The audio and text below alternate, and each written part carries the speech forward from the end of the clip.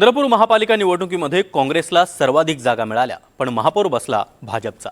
महत्त्वाची बाब म्हणजे ठाकरेंच्या नगरसेवकांनी भाजपला मदत केल्यानं भाजप सत्तेत बसली आहे, तर काँग्रेसला अंतर्गत गटबाजीचा मोठा फटका बसलाय। मात्र शिवसेना नगरसेवकांनी उद्धव ठाकरेंचा आदेश डावललाय का, असाही एक सवाल आता उपस्थित केला जातोय। तर त्यांच्या नगरसेवकांचा दावा सगळं काही विचारूनच केल्याचा आहे, त्यामुळे कारवाई होणार की सत्तेची फळं चाखली जाणार, असा सवालही आता उपस्थित होतोय। पाहूयात। उद्धव ठाकरेंचा आदेश चंद्रपूरच्या नगरसेवकांनी डावलला। वरुण सरदेसाईंच्या आदेशानुसार निर्णय घेतल्याचा गिऱ्हेंचा दावा। नगरसेवकांवर कारवाईचे संकेत, मग सरदेसाईंवर ही कारवाई होणार का?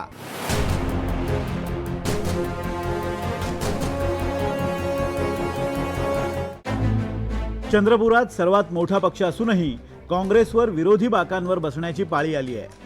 पक्षांतर्गत गटबाजी आणि ठाकरेंच्या शिवसेनेला झुलवत ठेवणं काँग्रेसला महागात पडलंय। काँग्रेसच्या धरसोडपणाला कंटाळून उद्धव ठाकरेंच्या शिवसेनेच्या 6 नगरसेवकांनी भाजपला पाठिंबा देत आपल्या पदरी उपमहापौरपद पाडून घेतलंच। याशिवाय 1.25 वर्षानंतरच्या महापौर पदाची हमी सुद्धा भाजपकडून मिळवली आहे।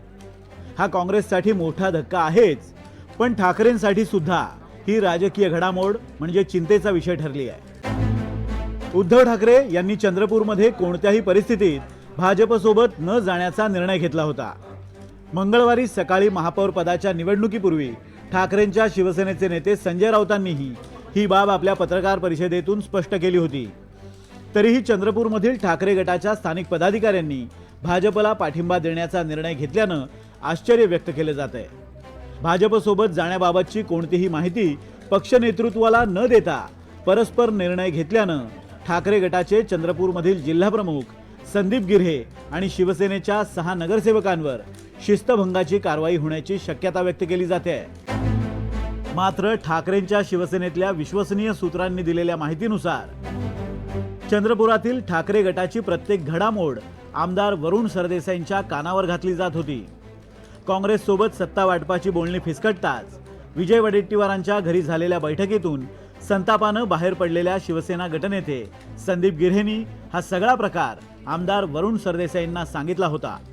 तसंच भाजपसोबत जाण्याबाबतची भूमिकाही सरदेसाईंना विचारूनच घेतल्याचं खुद्द संदीप गिऱ्हेंचं म्हणणं आहे। सुसंघटित मागणीसाठी मी माननीय पक्षप्रमुखाकडे प्रत्येक गोष्ट त्यांना सांगितली होती आणि हे निवडणूक स्थानिक पातळीची निवडणूक होती, स्थानिक कार्यकर्त्याची निवडणूक होती। त्यामुळे पक्षांनी आम्हाला स्थानिक पातळीवर निर्णय घ्यायचा आदेश दिला होता। ज्या प्रकारे काँग्रेसमध्ये झगडे गटबाजी सुरू होत्या, त्याच्यामुळे आम्ही जे सगळा प्रकार घडला ते आम्ही वरिष्ठांना वरुण सरदेसाई साहेबांना सांगितलं आणि त्यांनी सांगितलं पक्षाच्या हितासाठी योग्य तो निर्णय घ्या। आता गिरे म्हणतायत त्याप्रमाणे वरुण सरदेसाईंच्या संमतीनंतर जर भाजपसोबत जाण्याचा निर्णय घेतला असेल आणि गिरेंसह 6 नगरसेवकांवर कारवाई होणार असेल, तर मग वरुण सरदेसाईंवर का कारवाई करू नये असा प्रश्न उरतोच। पण वरुण सरदेसाई ठरले ठाकरेंच्याच घरचे सदस्य, त्यामुळे चंद्रपूरच्या नगरसेवकांच्या कारवाईची तलवार म्यान होण्याची शक्यता अधिक आहे। खासदार संजय राऊतांच्या आजच्या वक्तव्यावरून तरी तसंच दिसतंय। सत्तेसाठी वाटेल ते करायला कोणी जात असेल तर शिवसेना पक्षप्रमुख किंवा पक्ष ते सहन करील अशी भूमिका नाही।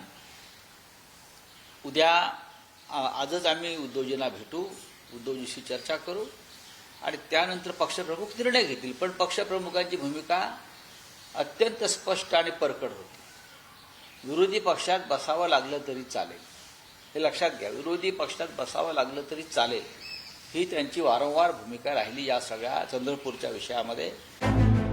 यापूर्वी मुंबई महापालिकेच्या उमेदवार निवडीतही उद्धव ठाकरेंचे विश्वासू नेते अनिल परबांचा शब्द डावलून खारमध्ये वरुण सरदेसाईंनी सुचवलेल्या हरीश शास्त्रींना नगरसेवक पदाची उमेदवारी देण्यात आली होती।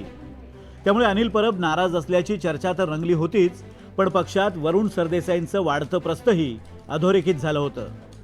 आता तर वरुण सरदेसाईंनी थेट पक्ष नेतृत्वाचाच आदेश धुडकावला असेल, तर किमान त्याचा जाब तरी पक्ष नेतृत्व त्यांना विचारणार का हे पाहावं लागेल। Bureau report, NDTV Marathi.